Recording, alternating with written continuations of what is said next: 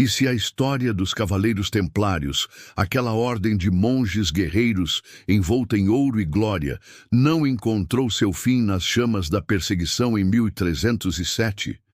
E se sua imensa fortuna, seus segredos mais profundos e artefatos que desafiam a compreensão, incluindo o lendário Santo Graal, jamais foram verdadeiramente perdidos, mas sim meticulosamente ocultados, aguardando o tempo certo para ressurgir das cinzas da história.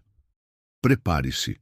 O que você está prestes a ouvir irá desafiar as narrativas convencionais, mergulhando nas sombras onde a história se entrelaça com a lenda, onde a queda de uma ordem poderosa deu à luz mistérios que ecoam até os nossos dias.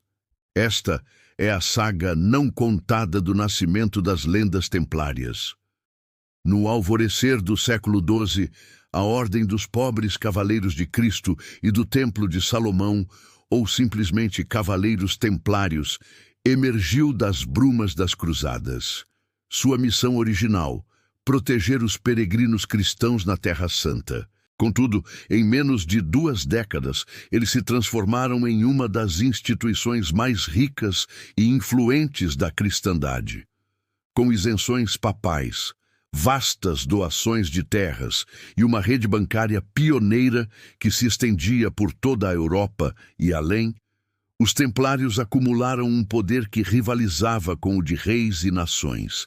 Eram guerreiros de elite, banqueiros astutos, diplomatas habilidosos. Sua cruz vermelha sobre mantos brancos tornou-se um símbolo de fé, força e, para muitos, de uma riqueza quase inimaginável. Mas como uma fênix destinada a um ciclo de glória e cinzas, sua ascensão meteórica pavimentou o caminho para uma queda igualmente espetacular e trágica. O ano é 1307. Sexta-feira, 13 de outubro. Uma data que, segundo alguns, marcou o nascimento da superstição mais difundida do Ocidente. Sob as ordens do rei Filipe IV da França, conhecido como o Belo, profundamente endividado com a ordem e com a controversa conivência do Papa Clemente V, centenas de templários em solo francês foram presos em uma operação coordenada e brutal. Acusações de heresia, idolatria, incluindo a veneração de um ídolo misterioso chamado Baphomet, blasfêmia e práticas obscenas foram lançadas contra eles. Torturados, muitos confessaram crimes que, em seus corações, sabiam ser falsos. O grão-mestre Jacques de Molay, após anos de sofrimento e um julgamento farsesco, foi queimado vivo em Paris, em 1314, amaldiçoando, diz a lenda, o rei e o papa até suas tumbas. A ordem foi oficialmente suprimida, seus bens confiscados, ou assim se esperava. Aqui começa o verdadeiro enigma, o coração pulsante das lendas que nos assombram. Onde foi parar o vasto tesouro dos templários? A frota templária, ancorada em La Rochelle, zarpou na calada da noite, pouco antes das prisões, carregada, especula-se, com o grosso das riquezas e talvez com seus segredos mais sagrados. Para onde foram? Alguns sussurram sobre a Escócia, onde encontraram refúgio e cujas lendas de bravura e mistério se entrelaçariam com as suas. Outros apontam para Portugal, onde a ordem foi transformada na Ordem de Cristo, vital para as grandes navegações. Haveria um plano de contingência, uma estratégia de sobrevivência secreta posta em marcha por uma elite que anteviu a tempestade? A ideia de uma sobrevivência clandestina dos templários é um terreno fértil para a imaginação. Disse que os cavaleiros remanescentes se infiltraram em outras ordens ou fundaram novas sociedades secretas, transmitindo seus conhecimentos esotéricos e a guarda de seus tesouros através de gerações. Os maçons, com seus rituais e simbolismos que ecoam temas templários, são frequentemente citados como herdeiros espirituais, se não diretos, da ordem caída. Capelas como a de Roslin, na Escócia, com sua intrincada e enigmática iconografia, são vistas por muitos como bibliotecas de pedra, contendo segredos templários à espera de decifração. Seriam esses ecos arquitetônicos e ritualísticos meras coincidências ou pistas de uma continuidade oculta, uma chama que jamais se extinguiu? Então há o Santo Graal, o cálice usado por Cristo na última ceia, ou talvez a linhagem sagrada de Maria Madalena. Nenhum artefato é mais sinônimo de mistério e busca espiritual, mas como os templários, protetores de peregrinos e banqueiros da Europa, se tornaram os guardiões por excelência desta relíquia suprema na imaginação popular. A literatura medieval, especialmente os romances arturianos, começou a tecer essa conexão. Wolfram von Eschenbach, em seu Parzival, descreve os templários como guardiões do Graal no castelo de Montsalvaesch.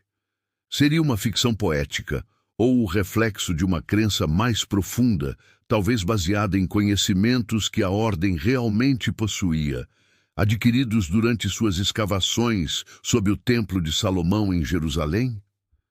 As teorias são vastas e sedutoras. Alguns afirmam que os templários descobriram não apenas tesouros materiais, mas também documentos que poderiam reescrever a história do cristianismo, talvez até a Arca da Aliança.